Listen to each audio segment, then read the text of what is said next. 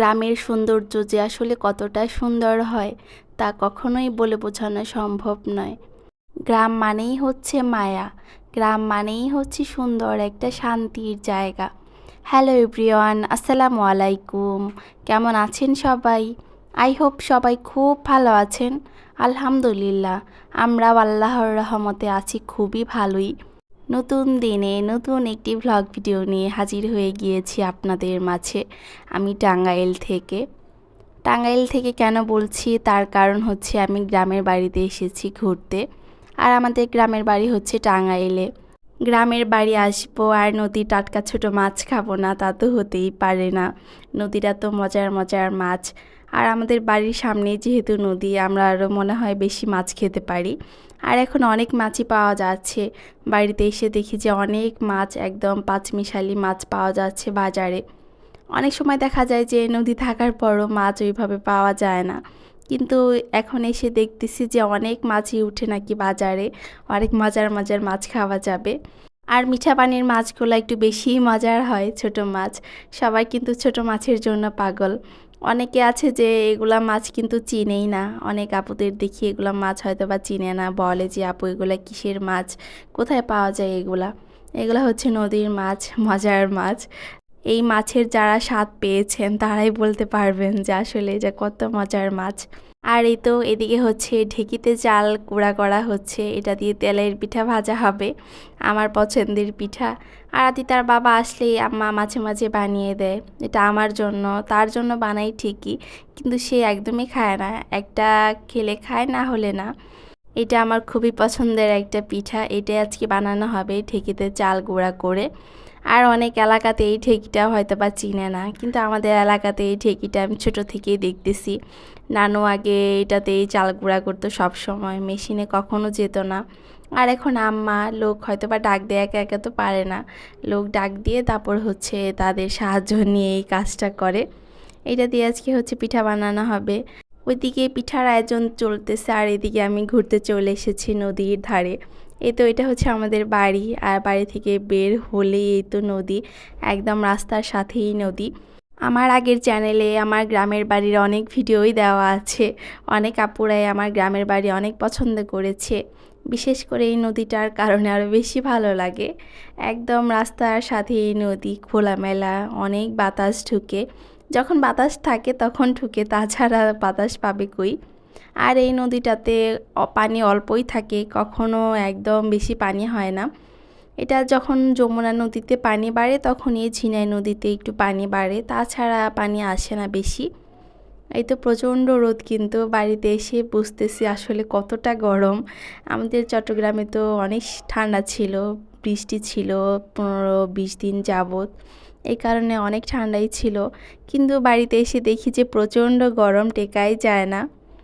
এই তো চলে এসেছে আবার পিঠা ভাজা দেখতে। এদিকে হচ্ছে আমার একটা দাদু পিঠা ভেজে দিচ্ছে, আর পিঠাগুলো একদম ফেটে ফেটে উঠতেছে।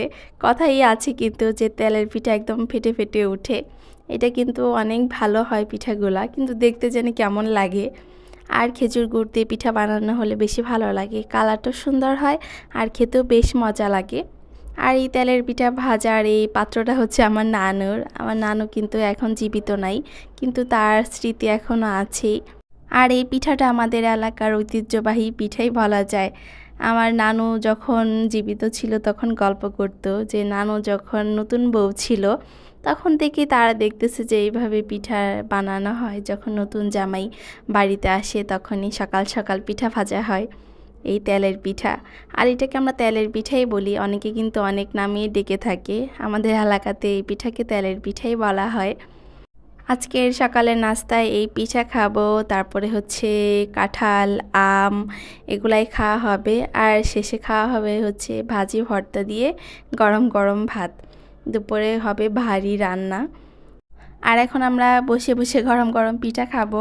কয়েকটাই নিয়েছি, অনেকগুলা, সবাই একসাথে মিলে বসে খাবো।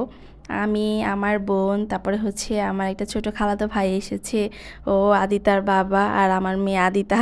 সে তো খাই না, মিষ্টি খায় না, এমনি ঝাল হলে সে খায়। আর এই তো কাঁঠাল পাড়া হয়েছে এদিকে। এদিকে কাঁঠালগুলাই কয়েকটাই ছিল, কাঁঠালের সিজন কিন্তু প্রায় শেষের দিকে, এখন কিন্তু কাঁঠাল পাওয়াই যায় না বলা যায়। এই কয়েকটা আমাদের জন্য রাখা ছিল, আমরা আসি না ছুটি হয় না এরকম করে এখন পর্যন্ত আছেই। আজকে পাড়া হয়েছে, এখন কয়দিন লাগবে পাকতে আল্লাহ জানে, পাকতে হয়তো বা দেরি লাগতে পারে। আর এই তো এদিকে হচ্ছে আমার ছোটো মাছ রান্না করবে, মাখিয়ে দিচ্ছে একদম হাতে মাখানো মাছ, কয়েকটা মুখে দিয়েছে আর পেঁয়াজ দিয়ে, বেশি সবজি দেয়নি, একদম জড়া জড়া মাছ হবে, 5 মিশালি মাছ রান্না হচ্ছে এদিকে। আর রান্না হবে হচ্ছে মুরগির মাংস না মোরগের মাংস, আর হচ্ছে মাছ ভর্তা, যেটাকে চাটা মাছ বলা হয়, ওই মাছটা পাটায় বেটে ভর্তা করবে। এই তো আমাদের পছন্দের খাবারই এগুলা। ছোট মাছ তো আমাদের বেশি পছন্দ, বাড়িতে আসার পরে বলেছি কোনো বড় মাছ খাবো না, মাংস খাবো না, কিচ্ছু খাবো না, শুধু কয়েকদিন যা থাকবো ছোট মাছই খাবো, কারণ চট্টগ্রামে তো এই মাছগুলো আসলে পাই না। যা ছোট মাছ পাওয়া যায় মলা, সামুদ্রিক মাছ, ওগুলো তো একদমই আমার পছন্দ না, ভালো লাগে না খেতে।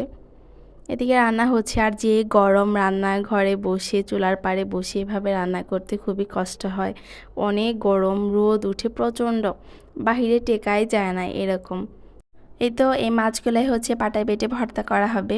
এই মাছগুলা ভর্তা আর চিংড়ি মাছ পাটায় বাটা ভর্তা একই লাগে, একদম সেম, বোঝাই যায় না যে এটা কোনটা খাচ্ছি। এটা ভীষণ কিন্তু মজার মাছ ভর্তা, এটা বিশেষ করে ভর্তাটাই খাওয়া হয়, একদম ছোট ছোট সাইজের যেগুলা, এগুলো রান্না খাওয়াই যায় না, কাটা অনেক, এই কারণে পাটায় বেটে ভর্তা করা হয় এই মাছগুলা। আর ভর্তা ভাজি যদি তার বাবা হলে আর কিছুই লাগে না, তার ভর্তা হলে একদমই কিছু লাগে না, মাংস না হলেও চলে, মাছ না হলেও চলে। এতে প্রথমে হচ্ছে এগুলা ভাজি করা হচ্ছে, কাঁচা মরিচ, রসুন আর পেঁয়াজ দিয়ে ভাজি করে তারপরে হচ্ছে পাটায় বাটা হবে। আর আমি যেহেতু গ্রামের বাড়ি এসেছি ভয়েস দিতে, ভয়েসটা ঠিকঠাকভাবে শোনা যায় কিনা বা বাহির থেকে কোনো সাউন্ড আসে কিনা আমি আসলে বুঝি না। যখন দেখি যে না একটু অন্যরকম লাগতেছে, তখন কষ্টই লাগে, খারাপই লাগে, যে যারা শুনবে বা যারা দেখবে তাদের কেমন লাগবে। কেউ কিছু মনে করবে না, ক্ষমার দৃষ্টিতে দেখবেন, কারণ যেহেতু গ্রামের বাড়িতে এসেছি, আশেপাশে অনেক সাউন্ডই শোনা যাবে, কিন্তু এইভাবে ভয়েস দিতে হয় কষ্ট করে, কিছু করার নেই। আর বাসায়ও যখন থাকি তখনও ভয়েস দিতে গেলেই দেখা যায় যে নানা ধরনের সাউন্ড শোনা যায়, তখনও অনেক কষ্ট করে ভয়েসটা দিতে হয়। আর এই তো এদিকে হচ্ছে পাটায় বাটা শুরু হয়ে গিয়েছে, ভাজি করা শেষ, এখন পাটায় বেটে এই ভর্তাটা করা হবে। আর এই মাছ ভর্তাটা কে কে খেয়েছেন আমাকে অবশ্যই জানাবেন, আর কার কার এলাকায় এই মাছটাকে কী কী নামে ডাকে সেটাও জানাবেন। আমাদের এলাকায় এই মাছটাকে হচ্ছে চান্দা মাছ বলে, যে রূপচাঁদার মতো সেম, একদম ছোট সাইজ। এটা কিন্তু বাটা এভাবে অনেক মজা লাগে, চিংড়ি মাছ ভর্তার মতোই লাগে প্রায়, শুধু ফ্লেভারের দিক দিয়ে একটু অন্যরকম লাগে। এই তো অনেক মজার ভর্তাটা। আর নদীর পাশে যাদের এলাকা বা বাড়ি তারা তো খেয়েছেন অবশ্যই, নদী ছাড়া এই মাছটা পাওয়াই যায় না, নদী আর বিলে শুধু পাওয়া যায়। এই তো ভর্তা করা একদম শেষ, ভর্তা হয়ে গিয়েছে, আর এদিকে মাংস ধোয়া হচ্ছে, ছোট মাছ রান্না শেষ, এখন এটা বসানো হবে। আর এই মোরগটা ছিল আমার পালের মোরগ, আমার মানে আদি তার বাবার জন্য রেখে দিয়েছিল একটা, আর আমার ছোট বোনের হাজব্যান্ডের জন্য রেখে দিয়েছে একটা। সে এসেছে, তাকে খাওয়ানো হচ্ছে, আবার সে যখন আসবে তাকে খাওয়ানো হবে। আর আমার কাছে কেন জানি না দেশি মুরগি মোরগের থেকে আমার লেয়ারটাই বেশি ভালো লাগে। আমি ব্রয়লারটাও খাই, লেয়ারটাও খাই, ওটাতে তুলতে সুন্দর তৈলাক্ত হওয়ার কারণে সুন্দর মজে। আর দেশিটা কেমন যেন লাগে, ভালো লাগে না, এটা শুনে অনেকেই হাসবে, সেটা আমি জানি, যে দেশি মুরগি মোরগ নাকি ভালো লাগে না, কিন্তু আমার কাছে যে খাই ঠিকই, কিন্তু আমার কাছে লেয়ারটাই বেস্ট লাগে, ওইটাই বেশি মজা লাগে। আর আমার চ্যানেলে যারা নতুন ভিজিট করেছেন দয়া করে আমার চ্যানেলটা সাবস্ক্রাইব করে আমার পাশেই থাকবেন যদি আমার ভিডিওগুলো ভালো লেগে থাকে। আর যখন আমার ভিডিওটা দেখা শুরু করবেন তার আগে একটা লাইক দিয়ে ভিডিওটা দেখা শুরু করবেন, এতে আমার অনেক উপকার হবে আর আমি অনেক খুশিই হব। এদিকে ছোটো মাছ রান্নাটা হয়ে গিয়েছে, বাড়িতে বেড়ে নেওয়া হচ্ছে একদম মজার মাছ। এগুলো যখন আমি ভিডিও করি বা ভয়েস দিই আমার দেখলে আবার মনে হয় খেতে ইচ্ছে করে। ওদিকে মাংসের তরকারিটা বসানো হয়ে গিয়েছে, এই তো দুপুরে রান্না বান্না। আর কি রান্না করবে, যে গরম, রোদের মধ্যে দিয়ে হেঁটে যেতে গেলেই দেখা যায় কি মাথা একদম মানে পুড়ে যাচ্ছে, আর আগুনের কাছে বসে রান্না করতে গেলে তো একদম মাথা ঠিকই থাকে না। আর এদিকে আমরা সবাই হচ্ছে পার্টিতে বসে খাচ্ছি। এমন গরম যে কিভাবে কি করব, রুমে উঠে কাজ যায় না। এই কারণে যেদিন আমরা বাড়িতে এসেছি ওই দিন এসেই ব্যাটারি কেনা হয়েছে। চার্জের ফ্যান একদমই চলে না, কারণ কারেন্টই থাকে না, চার্জ করা যায় না।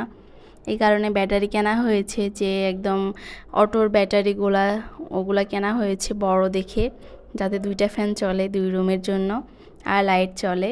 এই কারণে হচ্ছে একটু টিকতে পারতেছি, না হলে আরও টিকে যেত না। এই ফ্যান দিয়ে আমরা সবাই মিলে একসাথে বসে বসে খাচ্ছি।